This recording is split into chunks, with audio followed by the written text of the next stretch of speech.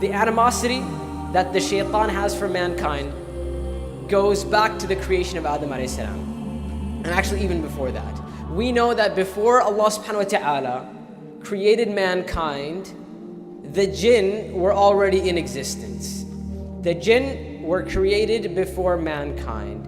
And when the jinn were created, they existed, and scholars say it was like a very long time before, perhaps even thousands of years before the creation of mankind, Allah subhanahu wa ta'ala created the jinn. And amongst the jinn, there was one particular jinn who was very, very pious. And his piety reached such a high level that Allah subhanahu wa ta'ala raised him up to come live with the angels and worship Allah subhanahu wa ta'ala with the angels. And our belief as Muslims is that the shaitan, that the devil, that Satan, that Iblis wasn't an angel. This comes from Christian theology.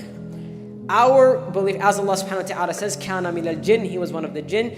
Iblis was from the jinn. So Allah raised this one jinn, Iblis, the shaitan, to come live with the angels. And now for thousands upon thousands and thousands of years, Iblis worships Allah and is considered amongst the most pious amongst all of the jinn. And he remained like that for a very long time. Until Allah subhanahu wa ta'ala created the body of Adam alayhi salam. And we know Allah subhanahu wa ta'ala took clay from different parts of the earth and created the body of Adam alayhi salam. But initially, life was not blown into the body of Adam alayhi salam. So it was just the body. And Iblis now, he witnesses this. He sees that Allah has created this new creation. And actually even the angels, they remarked. They said, أَتَجْعَلُ فِيهَا مَنْ يُفْسِدُ فِيهَا وَيَسْفِكُ الدِّمَاءِ. They said to Allah subhanahu wa ta'ala in the Surah Al-Baqarah, they say, will you place therein, meaning upon earth, a creation that will cause corruption and spill blood? Now, according to most of the scholars of tafsir, what they're talking about here are the jinn. What they're saying here is that Allah subhanahu wa ta'ala created a creation similar to mankind, the jinn, meaning similar in the sense that they were given free will. And what did they do? The majority of them, they caused corruption and they spilled blood. By the way, side note, some scholars say that this ayah doesn't necessarily refer to the jinn, right? We know that there is very possible that there were creations there are creations other than the creation of mankind, right? So for example, the whole issue of dinosaurs, it's always like this controversial thing. There's no controversy in Islam. We believe Adam alayhi salam was the first amongst the creation of mankind, but does that mean there weren't any creation of Allah subhanahu wa ta'ala upon earth before that? No, it doesn't mean that. Right? And some scholars, and this is some of the modern day scholars, they hold this opinion as well, that it is possible that when the angels said that will you create or will you place a creation therein that will cause corruption and spill blood, it's not necessary that they're referring to the jinn. It's possible that they could be referring to a creation which is, and I'm about to blow your mind right now, okay? It's possible that they're a creation which was similar to mankind but was not mankind. So perhaps they looked like, they were similar in their appearance to mankind, but they weren't mankind. So for us as Muslims, it is possible that before Adam alayhi salam was created, there was a creation that was similar to mankind, even in their form, but they weren't mankind. Yes, Adam alayhi salam, without a doubt, I want to clarify this, don't misquote me on this. Yes, without a doubt, Adam alayhi salam is the first creation amongst mankind, but it is possible that there was a creation similar to mankind before that creation. Allahu ta'ala a'lam, right? Anyway, Allah subhanahu wa ta'ala creates Adam alayhi salam. And now Iblis looks upon Adam and he's starting to wonder now, why? Why would Allah create this other creation? For thousands of years, Iblis looks at himself as the best. How? In his mind, he thinks to himself, there are two main creations of Allah subhanahu wa ta'ala. There are the angels and there's the jinn. He thinks to himself, as for the angels, there's no comparison between me and them because they don't have free will. So whatever goodness they do, that's how Allah created them. So there's no comparison between me and the angels. Then there's me and the jinn. And amongst the jinn, I'm the best. In other words, I'm the best of the best. right? There's no other creation Allah has not created another creation that is as good as me. Now imagine living upon that for thousands upon thousands upon thousands of years. You know, there's celebrities who get popular, and after just like a couple years, they feel like super entitled, right? Just a couple years, they're in the spotlight, they get a lot of attention, everyone loves them and all that kind of stuff, and then they begin to feel entitled in just a couple years. Imagine living for thousands upon thousands upon thousands of years where you're just like the best of the best. And all of a sudden, Allah creates a new creation, and now Iblis begins to think, what if he turns out to be better than me? And so now he's looking at Adam, and some narration of the Prophet mentioned that he starts to go around Adam alayhi salam, like he goes around and around, he goes through him, and he's constantly like observing him. And so Iblis actually becomes obsessed with Adam alayhi salam. He cannot deal with the fact that his title may be taken.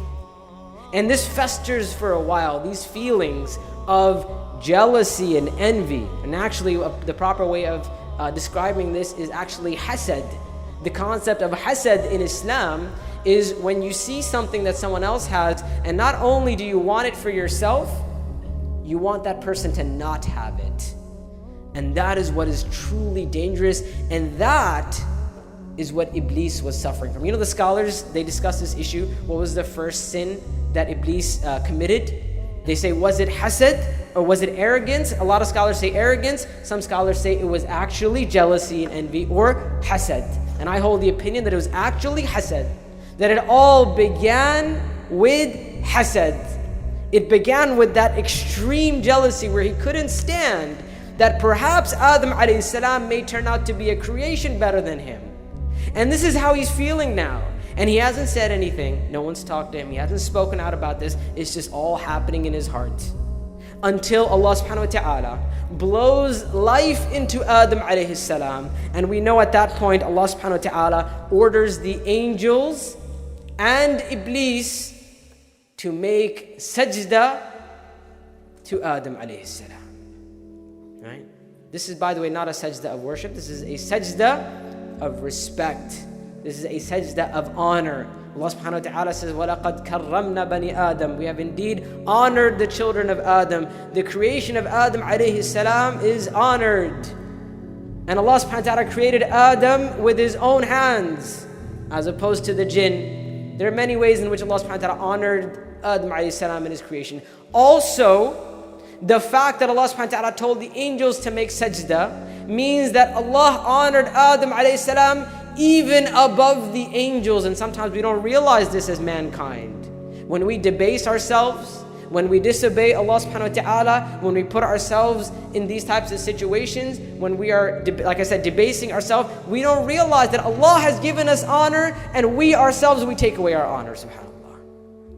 Right? But Allah honored the children of Adam alayhi salam. And so Allah subhanahu wa ta'ala gives the command, and we see this mentioned in many places in the Quran. For example, Surah Al-Kahf, verse 50, Allah subhanahu wa ta'ala says, وَإِذْ قُلْنَا لِلْمَلَائِكَةِ اسْجُدُوا لِآدَمَ. And we said to the angels, make sajda to Adam. And Iblis is standing there, he's included within the angels, he's included within this command. Right? The command comes down, and I want you to actually imagine what this looks like. Allah subhanahu wa ta'ala in Surah Saad mentions, فَسَجَدَ الْمَلَائِكَةُ كُلُّهُمْ أَجْمَعُونَ. Allah says that the angels, and Allah uses the letter fa here. Fa, by the way, in Arabic means immediately. Right? Allah subhanahu wa ta'ala doesn't say thumma sajadu. He doesn't say wa sajadu. Not and then or after that or sometime. No. Fa means immediately. Immediately the angels, they go into sajda. Now, this gathering of angels is more amazing than we can even comprehend, but I'm going to try and give you a visual. Imagine the angels standing in front of Allah subhanahu wa ta'ala. The angels are absolutely beautiful beings, right? We know that they are more beautiful than we can imagine. We know that the angels are actually also very large beings, For example, the Prophet ﷺ, when he saw the angel Jibreel in his original form, in his true form, the Prophet ﷺ says, I looked up in the sky and the horizon was covered by just one of the wings of the angel Jibreel. Right? There are narrations that mention, Prophet ﷺ said that if you were to travel, if a person, someone who's proficient at riding horses, if they were to travel the distance of a day and a night on horseback, they would not cover the distance of the wingspan of an angel. Can you imagine? This dude is just like riding and riding and riding for a full 24 hours. He's going and he cannot cover the distance of a wingspan from one tip to the other. He can't do it. Another narration mentions 10 days and 10 nights. Subhanallah. These huge, majestic, beautiful, awe-inspiring beings are standing in front of Allah subhanahu wa ta'ala, and they're lined up. Perfect rows. There's not a single inch, not a single millimeter that one angel is in front of the other, right? In terms of the row. And it's not just 5 rows, or 10 rows, or 20 rows, or 30 rows. It's as far as your eye can see, it's angels. Right? You look out, and I don't know if you've ever been in a situation like that where you look out and like your eyesight just stops at a certain point. There's only as far as you can see, and then it's just all blurry and gone after that. It would be like that, but in the distance it would just be angels. This type of gathering of angels.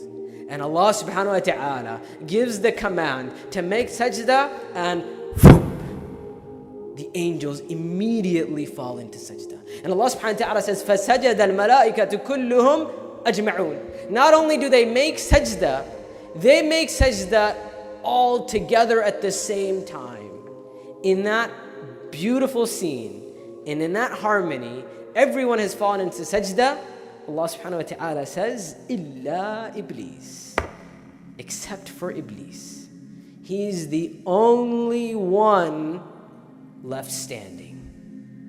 Imagine how strange that would look. Everyone falls into sajda, and there's one dude who is left standing.